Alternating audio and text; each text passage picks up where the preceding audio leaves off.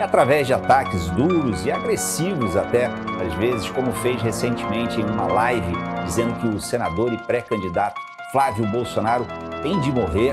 Isso mesmo? O senhor não se arrepende dessa fala? Boa noite. Boa noite, Tardan. Uma honra estar aqui com vocês. Obrigado pela oportunidade. Muito bom me tornar conhecido. De fato, realmente eu sou um nome ainda bastante desconhecido, o que impressiona muito os nossos números nas pesquisas, especialmente dos mais jovens. Conforme o Tardan demonstrou, a pesquisa Atlas deixa claro que a geração Z está acompanhando muito o que a gente vem produzindo. E isso tem um motivo. Meu nome é Renan, eu nasci em São Paulo, num bairro de classe média, na Moca, filho de um advogado e de uma psicóloga. Fiz faculdade de Direito na USP, larguei a faculdade, quis ser empresário, sou músico, sou compositor, sou escritor. Guitarrista? Guitarrista, o famoso guitarrista da banda Limão Rosa, guitarrista e vocalista, mais guitarrista do que vocalista, mas faço as duas coisas bem. E tento, desde 2014, ano que nós fundamos o Movimento Brasil Livre, interferir de maneira positiva na política brasileira para aumentar a liberdade econômica, acabar com a impunidade, enfrentar crime organizado, lutar contra a corrupção. E fomos felizes, especialmente no começo. Tivemos nossos problemas com a direita, fizemos uma oposição muito dura ao então governo do Jair Bolsonaro, vimos que o Jair Bolsonaro era fraco, covarde e corrupto, e com base nisso falamos, precisamos ter o nosso próprio caminho. Bolsonaro tentou montar o partido dele e fracassou redondamente. Não porque não era popular junto à sua base, mas porque era desorganizado e pouco inteligente, sendo bastante honesto. Nós somos organizados e inteligentes. Ainda não somos totalmente populares, porque as pessoas ainda não conhecem a nossa mensagem. Mas quem conhece adere. Por isso que mesmo sendo muito desconhecido, eu já tenho intenções de votos relevantes. Inclusive eu estou, de acordo com a pesquisa Atlas, na frente dos governadores. Defendo o fim da impunidade no Brasil, a destruição completa do crime organizado. Defendo que o Brasil faça reformas que deixem a vida de quem trabalha e produz mais leve e mais fácil. Defendo acabar com desigualdades regionais. E defendo tornar o Brasil um país de primeiro mundo para poder sentar na mesa com Índia, China, Estados Unidos, Rússia de igual para igual, como uma potência que é o que o Brasil nasceu para ser. Eu falo de organização, de fato a gente vê aqui, quem está nos acompanhando pelas redes sociais, está vendo um grande número de pessoas que estão acompanhando aqui, postando mensagens aqui, claramente muita gente ligada ao seu grupo. E aí, como eu queria tocar nesse ponto, que o senhor claramente demonstra assim, um maior potencial, talvez em alguns segmentos específicos do eleitorado. Eu pergunto, qual a sua estratégia para ampliar esse potencial? É através de ataques duros e agressivos até, às vezes, como fez recentemente em uma live, dizendo que o senador e pré-candidato Flávio Bolsonaro tem de morrer? É isso mesmo? O senhor não se arrepende dessa fala? Não, porque eu disse que ele tem que morrer politicamente. Inclusive, o Flávio Bolsonaro tem que morrer politicamente. O Flávio Bolsonaro é um câncer para a política brasileira. O Flávio Bolsonaro, com seu escândalo da rachadinha, seu envolvimento com milícia, foi o responsável por fazer o seu pai, o covarde do Jair Bolsonaro, trair a revolução que levou ao poder, a Operação Lava Jato e a esperança das pessoas em acabar com a impunidade no Brasil, e com base nisso fez acordos com o STF, colocou um petista na PGR, que era o Augusto Aras, à época, acabou com a então CPI da Lava Toga, que poderia gerar um pouco de checks and balances, né, freios e contrapesos ao STF, e tornou o país da impunidade. O Flávio Bolsonaro é um dos responsáveis por isso. Então eu não retiro nada do que eu digo sobre o Flávio Bolsonaro. Eu afirmo e aumento. O Flávio Bolsonaro é um problema para o Brasil e a família Bolsonaro também é um problema para o Brasil. Até porque eles capturaram a esperança de milhões de brasileiros que brigam um país diferente e transformam isso num culto à personalidade do Jair. E na questão eu tinha perguntado lá na primeira pergunta, no espectro político, o senhor se considera ali o Missão, né, o partido Missão? Depois eu queria que o senhor falasse também se de chamá-lo assim, de um partido do MBL, se vocês ficam de alguma maneira incomodados ou talvez até ofendidos sobre isso. Acho que não, né? Mas onde vocês estão no espectro político? Estão à direita do PL? Nós somos um grupo de direita. Classicamente, se você for estudar as categorias clássicas de avaliação do que é direita ou esquerda, nós estamos à direita.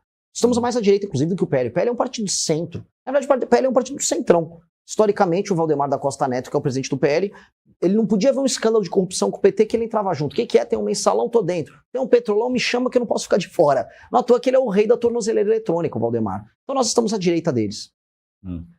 E o senhor propõe políticas talvez radicais contra crime organizado, né, com medidas inspiradas inclusive em inquéritos do ministro Alexandre de Moraes. É isso? Por favor, explica esse posicionamento. Ótimo ponto.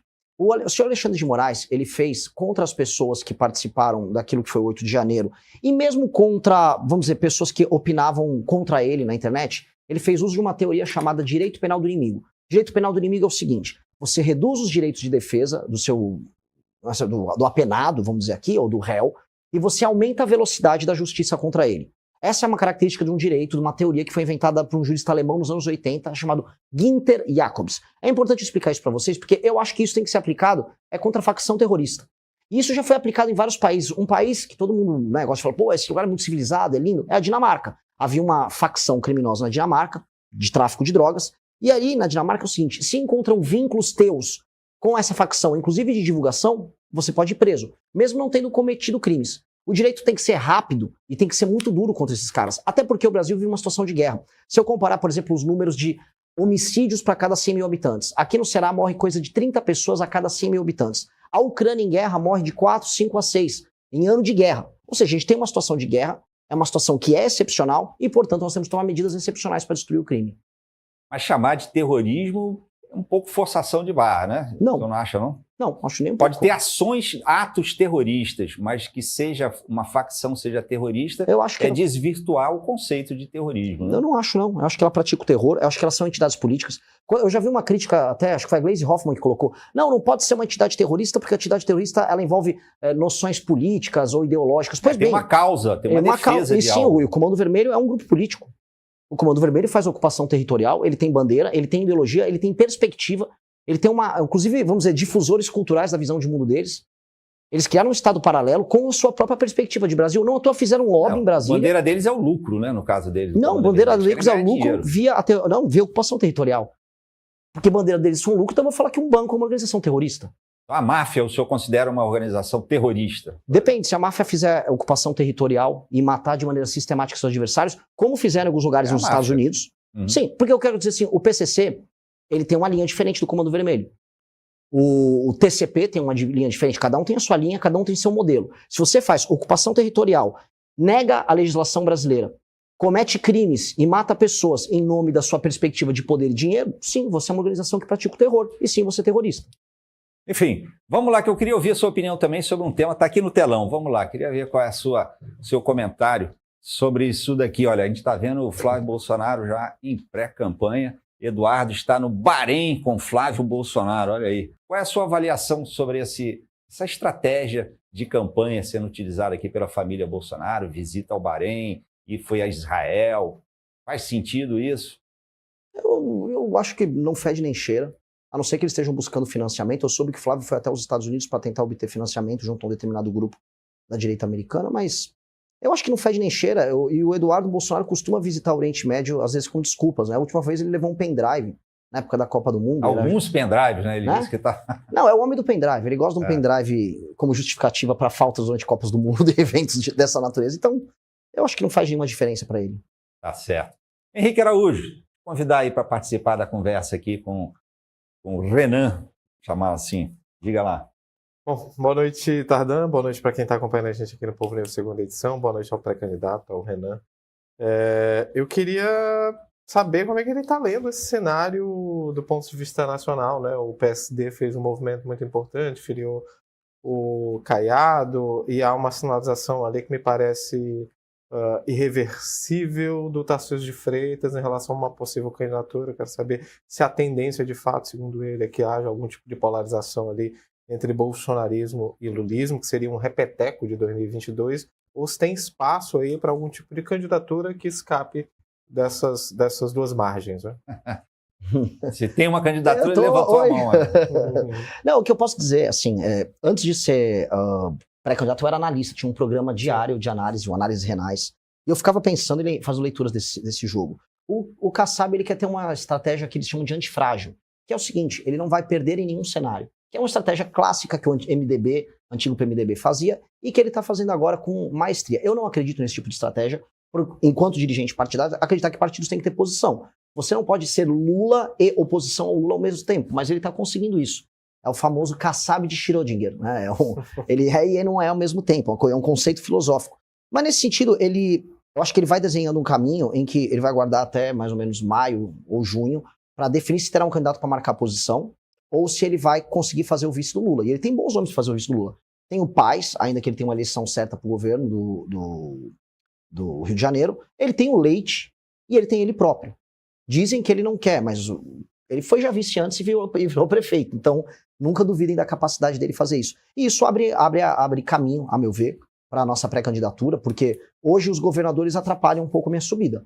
Na pesquisa da Atlas, eu já ultrapassei o Ratinho e já ultrapassei o Zema e estou empatado com o Caiado. Acho que o Caiado não será candidato em nenhuma hipótese. E aí agora eu tenho um caminho para buscar o Flávio. Renan Santos, queria te perguntar o seguinte, como é que o senhor está acompanhando esse caso do Banco Master? Hoje a gente já comentamos aqui hoje, que parece que está envolvendo as apurações, né? Estão envolvendo pessoas com foro privilegiado, talvez parlamentares, enfim. Como é que o senhor acha que esse banco, o quanto esse caso do Banco Master pode influenciar as eleições à presidência deste ano? Acho que vai influenciar muito. Eu acho que é o maior escândalo de corrupção que eu já acompanhei. Olha que o MBL surge, né, com a gente lutando ali a favor da Operação Lava Jato, contra o que a gente chamava de petrolão. O Banco Master, ele assusta não só pelo volume de dinheiro, mas também pelo volume de contatos que o senhor Vorcaro fez, desenvolveu, pela natureza quase cômica das festas que ele organizava e muita coisa que pode vazar ali no celular dele. As implicações disso são gigantescas, porque, sejamos honestos, o STF está implicado, o PT, a começar pelo PT da Bahia, começou a ficar implicado nessa história.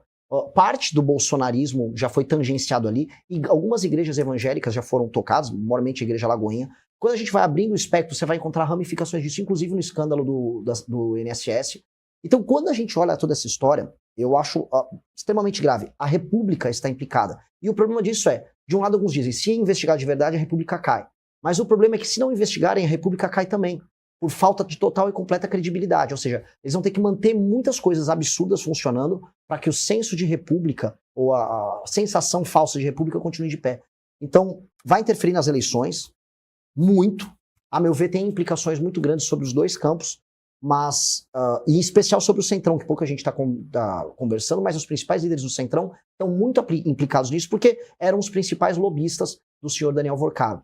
Então eu acho que será um tema central. A gente convocou manifestações já contra os envolvidos no caso do Banco Master, inclusive quinta-feira que vem tem manifestação em São Paulo, lá na frente do Banco Master, e vamos exigir mais pressão, até porque tem muita gente importante que ainda não apareceu, e vai aparecer. Okay. Henrique Araújo.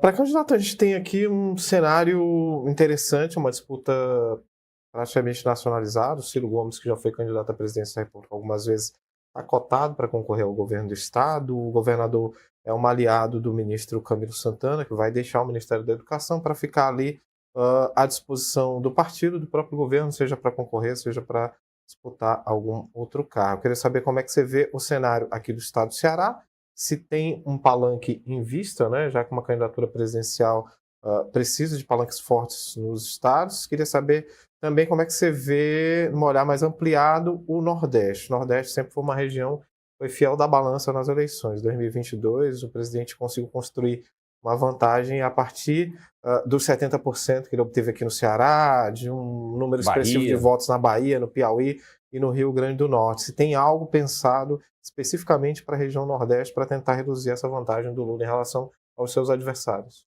Posso começar pelo final? Pode, claro. Nós já começamos a nossa pré-campanha pelo Nordeste.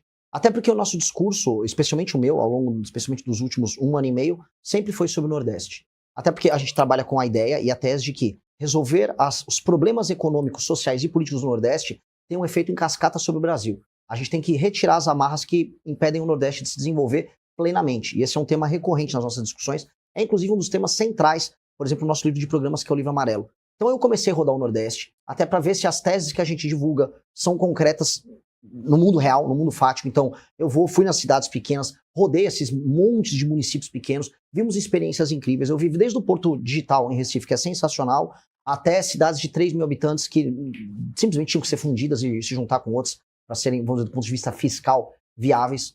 E eu estou conhecendo, estou entendendo e entendo que nós vamos crescer muito por aqui. A mesma pesquisa Atlas que nos deu 18% a 20% junto à geração Z, me coloca na região Nordeste melhor do que na região Sul-Sudeste. E eu cresço mais na região Nordeste do que em outras regiões. E faz sentido isso. O homem jovem da região Nordeste, ele está muito sem esperança.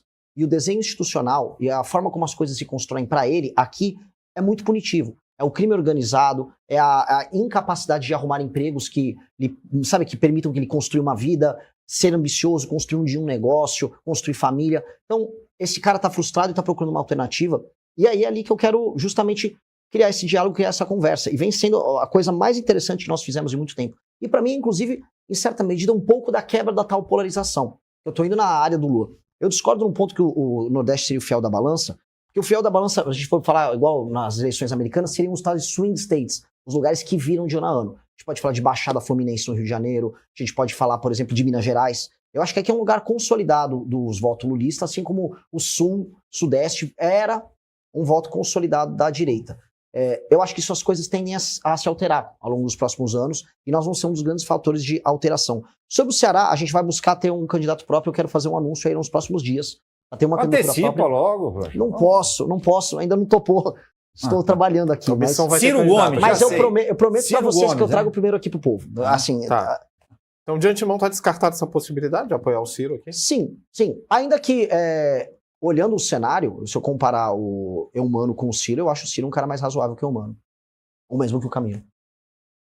Ciro, um cara razoável. Essa daí, vamos pegar essa fala para mais corte, razoável. Mais razoável. Mais razoável. Essa daí é um razoável. corte bom aí para vocês usarem. Sim, o Ciro é bom, o Ciro é briguento. Mas ele parece comigo, eu não vou poder achar ele muito diferente. Eu queria... o senhor não acha que o Ciro Gomes tem perfil do Missão? Se ele fosse um pouco mais jovem, talvez. Porque assim, olha só, o Ciro ele tem uma coisa que ele chama Plano Nacional de Desenvolvimento, que é um projeto dele. Nós temos o Livro Amarelo, que é o nosso projeto. Eu acho que o Ciro ele trabalha algumas teses como industrialização e a gente trabalha também. Só que a gente vê isso por perspectivas muito diferentes. Eu acho que a gente vai fazer industrialização como uma agenda de competitividade de um lado. Ele acha que a gente tem que aumentar, vamos dizer, reduzir juros e aumentar a taxa de investimento muito rápido. Temos divergências sobre como resolver a questão fiscal no Brasil, mas ele ao menos é um cara que você consegue discutir projeto. Eu acho que tem um mérito nisso. Por mais que ele seja meio bicudo, difícil de falar com ele, meio briguento, mas é do jogo. Eu também não sou exatamente o cara mais fácil de lidar, então o jogo segue. Hoje é bicudo mesmo, porque ele tá no PSDB, né? Deixou o PDT aqui depois de uma crise. Ok. E se filiou, retornando. Aí, Desculpa, não podia perder a piada. Foi boa a piada, mas assim, aí eu dei uma dica pra ele. Eu consegui montar o meu partido, né? Vamos ver se ele consegue montar o dele.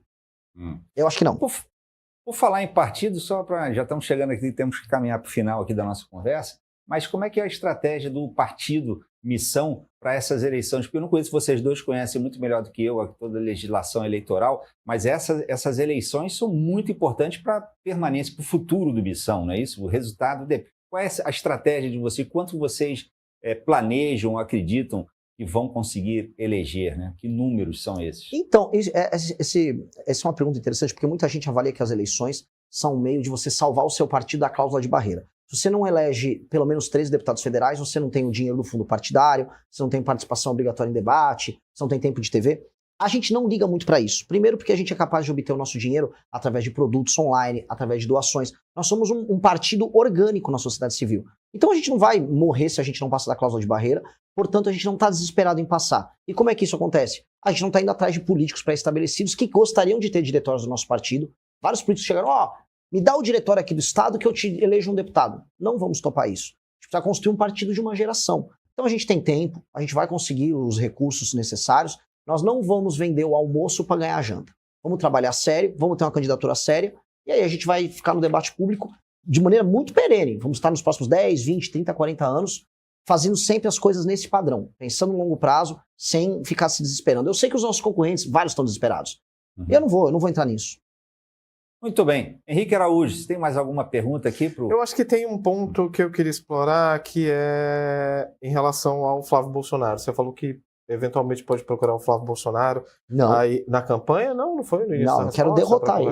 Quer derrotar, mas assim, no eventual segundo turno, caso não esteja lá, entendeu? Como é que você vê esse tipo de diálogo com o bolsonarismo? Eu só me vejo no segundo turno. E esses caras, eles atacaram a minha família, eles tentaram prender os nossos amigos, eles foram muito sujos com a gente. Eu não tô preocupado com ele agora. Eu tô preocupado em ir pro segundo turno. Esses caras, a família Bolsonaro? Família Bolsonaro. Eu sei o que eles fizeram com meus pais. Eu sei as pessoas que eles atacaram. Eu não perdoo isso. Muito bem. Deixa eu agradecer muito o Renan Santos, do pré-candidato à presidência da República pelo Missão. E daí eu queria perguntar para o senhor, para essa área, essa sua veia artística, que o senhor disse que é muito bom cantor e guitarrista, é isso? Melhor guitarrista do que cantor, né? Melhor compositor que guitarrista e melhor guitarrista que cantor. Mas eu tenho uma banda chamada Banda Limão Rosa, só com músicas autorais. Começamos a tocar, começou a aparecer no Spotify, começamos a fazer show e a coisa começou a crescer, né? E eu vou fazer as próximas pernas das viagens que nós vamos fazer, além dos eventos. Nós vamos ter, o jingle da campanha também, imagina. Sim, obrigatório. Eu já acompanho jingles dos meus amigos do MBL há anos. Vou ter que compor meu próprio jingle. Até porque é uma campanha barata, a gente não tem muito dinheiro, então se eu não compor o meu próprio jingle, eu tô ferrado. É. O senhor tem esperança de participar de debates ali com o presidente Lula, com os candidatos à presidência? Eu acho que será chamado? Tenho certeza absoluta. Pode escrever. Tá, compromisso firmado. Eu estarei nos debates. Eu já estou pautando o debate para as eleições. Eu tenho a maior militância das eleições. Hoje nem Flávio nem Lula têm a maior militância digital que nós temos. E o caminho do crescimento nosso está dado.